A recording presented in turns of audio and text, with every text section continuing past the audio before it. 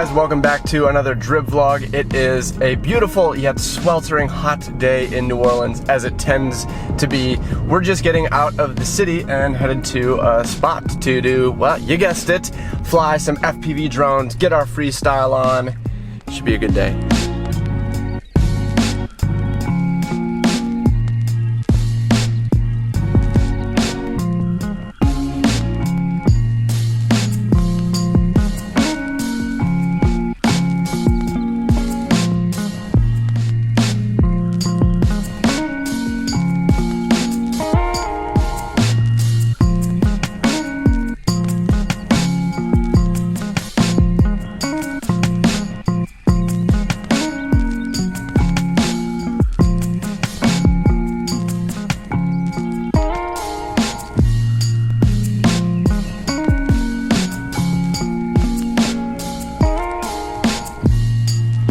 I want to kick off this session by talking about slow-mo tricks. And I don't mean slowing down the GoPro footage in post. I mentioned this when I was talking about my GoPro settings. I don't ever manipulate the speed of the FPV Freestyle footage. I always play everything back in real time. And I'm not saying there's anything wrong with choosing to manipulate the speed, especially if you're filming a subject or something like that. It's just a different artistic choice. But what I like to show is the movement of the freestyle run in its purest form and the real movement of the drone. That being said, one of the most common questions I'm asked is if I do speed manipulation, specifically with slowing down, which is kind of funny because when FPV mini quads were kind of starting up and gaining popularity, a lot of people used to think some of the footage that they were seeing from the more talented pilots was sped up, and now we see people asking if the footage is slowed down because the way tricks have evolved, there's a lot of things where you kind of change the speed of some of your rotations or your moves to create a slow motion effect.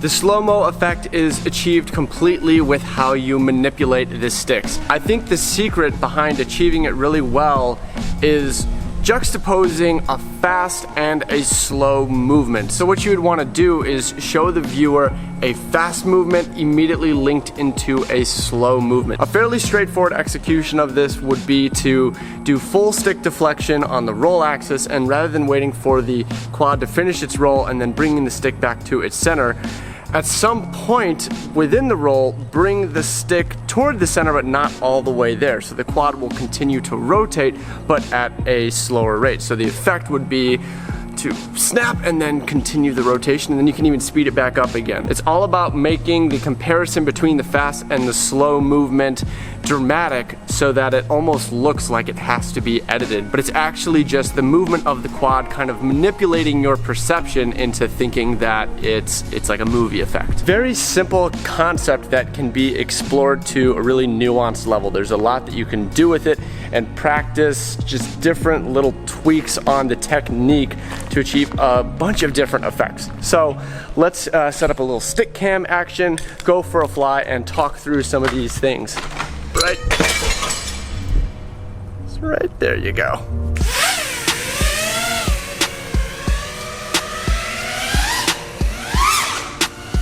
Alright, let's start off with the basic roll I was talking about.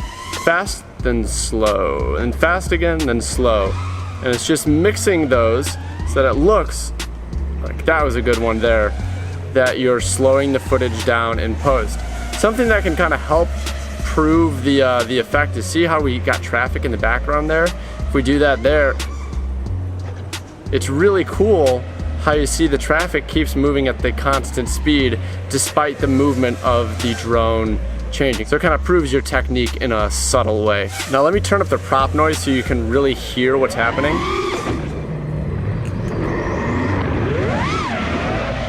I hope that kind of illustrates it a little bit better. But imagine if we mixed in Hollywood slow motion sound effects, like that would be pretty wild and could make for a pretty unique aspect to a freestyle edit in the future. It's a very basic technique that you can just put a lot of different spins on. Where do you start and stop the slow motion part of it? How many times do you want to bleed in and out of it? 1, 2, 3. And it's also the building block for certain combination tricks. The juicy flick that Willie likes to call doing a half front flip with a slow roll after. It's the same concept, just instead of doing a fast and then slow roll, you're doing a fast pitch and then a slow roll. So let's line up with this exit. We fast pitch, slow roll. Into the bush, almost die. Let's do another one.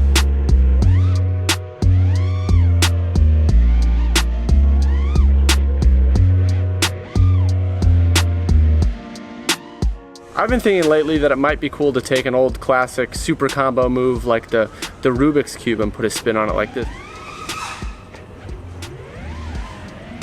That wasn't a very good one, but I think you kind of get the idea there.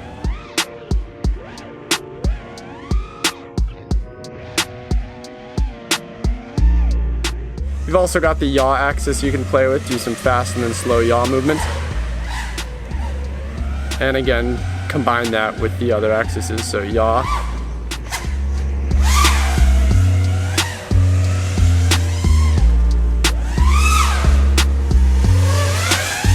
So you've got yaw, pitch, roll that you can do fast and slow and mix it together in all sorts of crazy ways. Just a ton of ways that you can combine it all together and keep playing.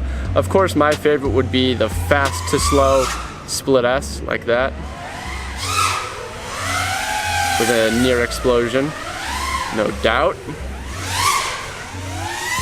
I think the real secret is not completing any one axial move with one given speed. So I mean, if you did a full roll and then went into a slow pitch, that's not quite as attractive as doing a half-fast roll into roll pitchy, whatever that was. It's just a fundamental technique that there's no end to how much you can practice it and refine it and turn it into your own. It's one of those things that I think the personality of the pilot really shows through in how they choose to use it. One of the most expressive things you can do.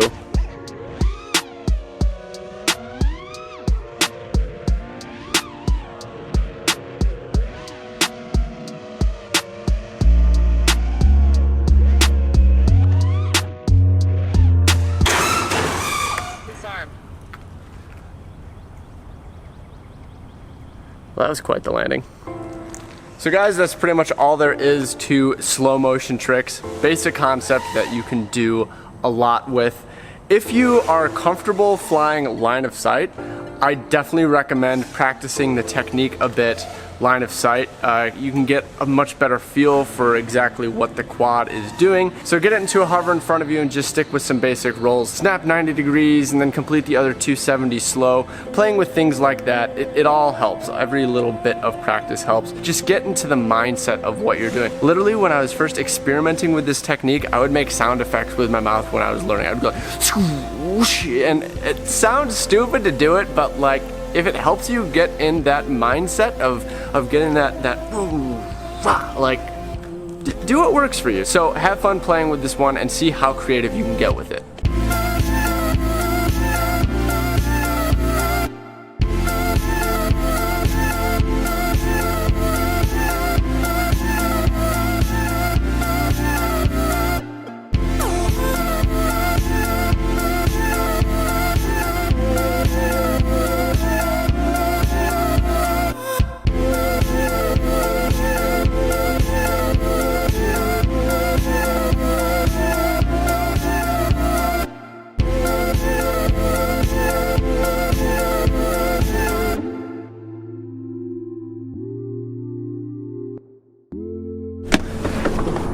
Okay, we're at another spot.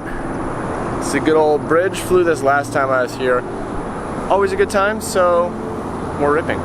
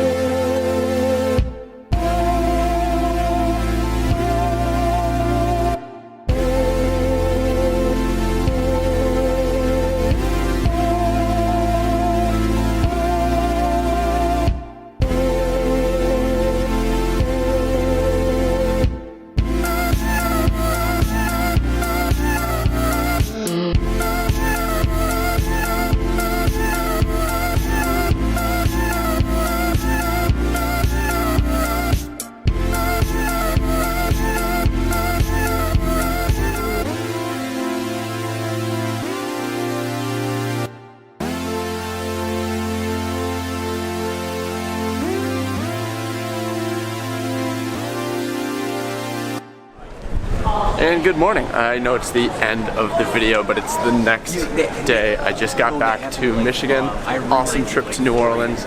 So thanks for coming along on my little adventure. What did we talk about yesterday? It was the trick thing, right? Hope you learned something. And it's been a busy couple of days, but glad to be back. We'll have some time here, and then you know there's more travel coming up, so stay tuned. Can't wait to take you along.